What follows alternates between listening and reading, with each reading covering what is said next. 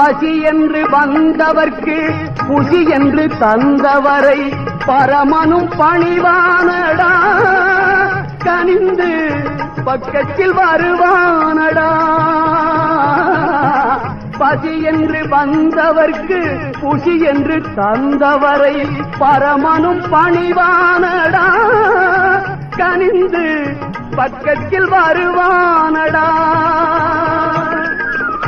ஆணென்றும் பெண்ணென்றும் ஆண்டவன் செய்து வைத்த ஜாதியும் இரண்டேயடா, தலைவன் நீதியும் ஒன்றேயடா.